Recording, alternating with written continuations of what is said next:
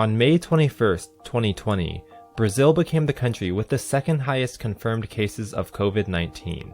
Now, it is on pace to hit 500,000 cases by May 31st. To the people commenting on my third COVID-19 video asking for an update, I have good news. Not only have I made 4 update videos since that one came out, this video will be the 5th. On my last video, I received a lot of criticism like the comment on the left explaining how it wasn't correct to compare COVID-19's death count with influenza's death count. I don't want to spread misinformation, so let's clear up what's going on here. There are 2 types of death counts, those that are regularly incremented one by one, and those that are estimated after the epidemic is over. Incremental death counts can be updated much more immediately, such as the daily COVID-19 counts. They often show a lot of significant figures, which means they're precise, but not necessarily accurate. This is because incremental death counts don't count for people who die of the disease at home, or whose cause of death can't be accurately attributed on the day of the death. Because of this, incremental death counts are usually much lower than retroactive estimated death counts, which are less precise but more accurate. A good example of this is the 2009 swine flu. The last incremental global death count the World Health Organization reported was 18,449 on December 27, 2009.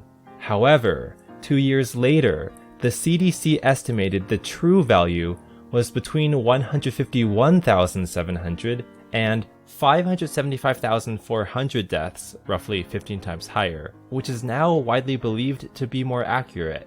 Neither incremental counts or estimated counts are unequivocally better. Each are useful in certain situations, but they shouldn't be compared one-to-one without being aware of their differences.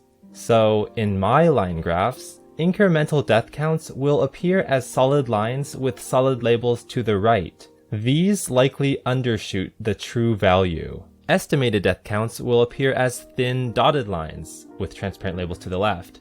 Since they are never actually recorded solidly, these are likely close to the true value. For our first line graph, let's look at the worldwide death counts of various epidemics in the 21st century. Let's also add in the yearly influenza estimate, even though it's not considered an epidemic because it happens every year.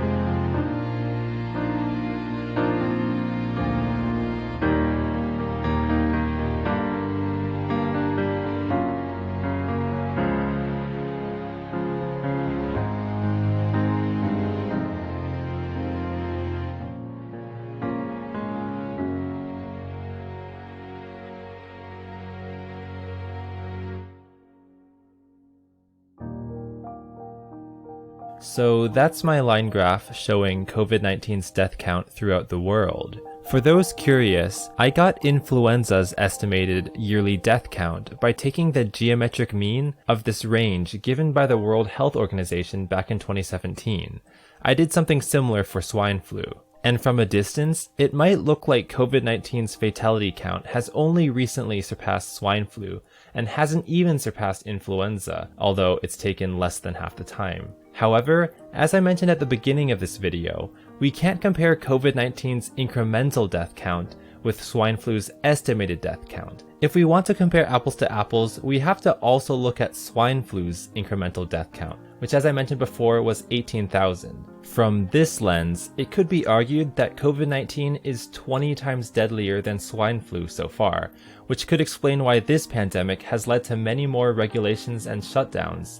Unfortunately, we can't get an estimated death count for COVID-19 because it's too recent, nor can we get an incremental death count for influenza, because that's supposed to be a worldwide count, and the world at large has not been keeping as close tabs on influenza year after year, as it has been with COVID-19. So we can't get a fuller picture than this. However, I think it's pretty safe to say that the estimated death count of COVID-19 should be much higher than its incremental count, just like it is for all other diseases. If we naively use the same ratio as swine flu, we get 5.8 million deaths from COVID-19, but there's so many things wrong with that approach that for right now we just have to wait until the data comes in.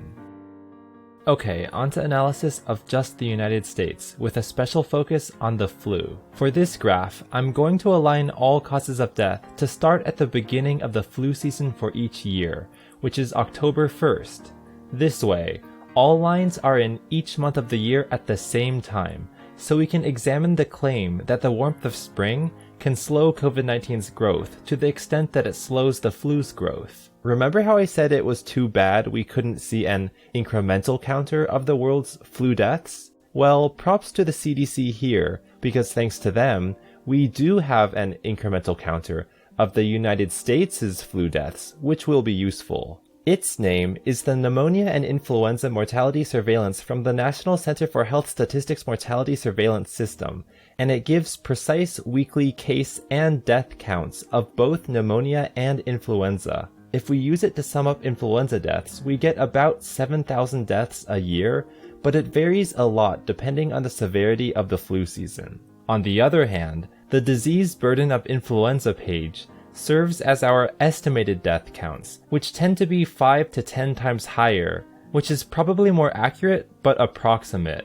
In fact, the CDC gives a 95% confidence interval of these death counts, which results in wide margins of error. For the first half of this visualization, I'm only going to show incremental death counts for everything, flu and COVID-19. That's so we can compare everything apples to apples. In the second half, I'll fade in the estimated death counts of the flu, which will appear as dotted lines. These should not be compared one-to-one to the pre-existing incremental counts. By popular demand, I've also added car crashes and drowning counts. Although we don't have day-by-day or week-by-week data for these causes of death, we do have precise counts for their yearly tallies, which I just interpolated across the 365 days.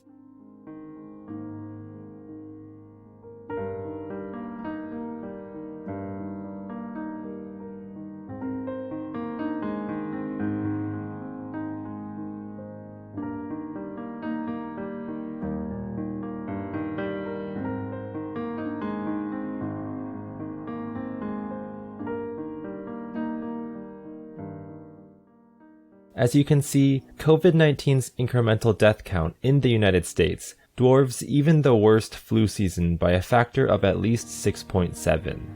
These new dotted lines approximate everyone who died of influenza in the United States, including those not formally tallied by the CDC because they died at home. Our knowledge of these numbers is much fuzzier, with margins of errors into the tens of thousands. As I've said before, we have no idea how high COVID-19's dotted line should be, because it's too early to make a retroactive estimate. Because of that, it would be incorrect to compare COVID-19's death count in the US of 104,000 with the US's estimated flu death count of 20 to 60,000. That's comparing apples to oranges. All we can say is this: even with intense lockdowns from state governments, shutdowns of large public events, and the arrival of warm spring weather, COVID-19's incremental death count is astronomically higher than the incremental death counts of car crashes or any flu season, which is why we need to take it seriously. I'm not sure what there is to be said that hasn't been said before, but the states that are opening up from lockdown need to be as alert as possible, because we are definitely not out of the woods yet.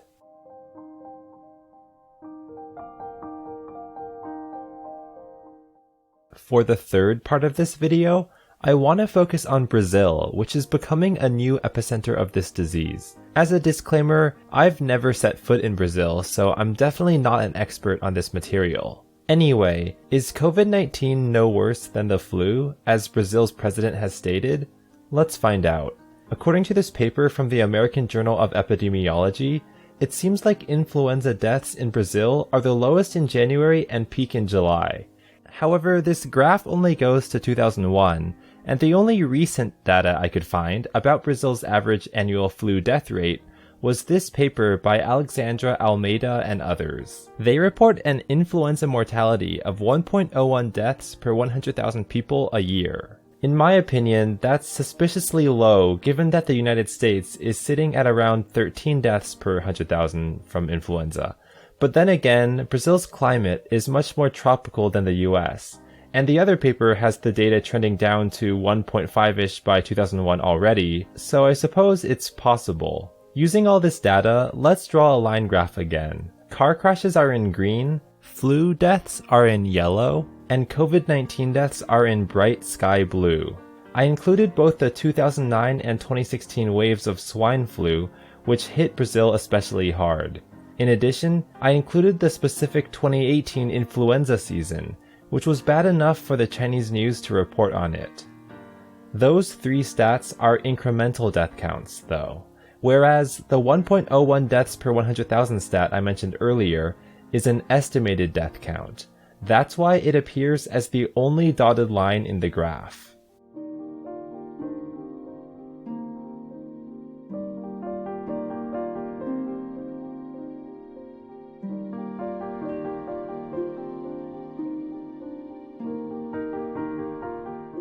Needless to say, this graph shows that COVID-19 is definitely worse than a little flu, if we are to believe the available data. I've heard many reports that Brazil is underreporting COVID-19 cases and deaths, which makes its number 2 spot on the country leaderboard even more concerning.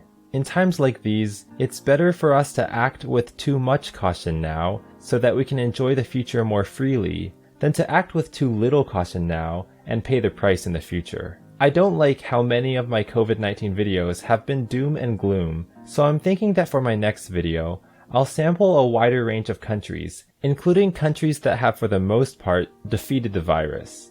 I also want to take testing data into account, because the confirmed case count is almost meaningless if you don't test enough. So hopefully, with both changes to the dataset, I can try to paint a bigger and perhaps brighter picture of what's going on. Anyway, thanks for watching everyone. Stay safe and I'll see you next time.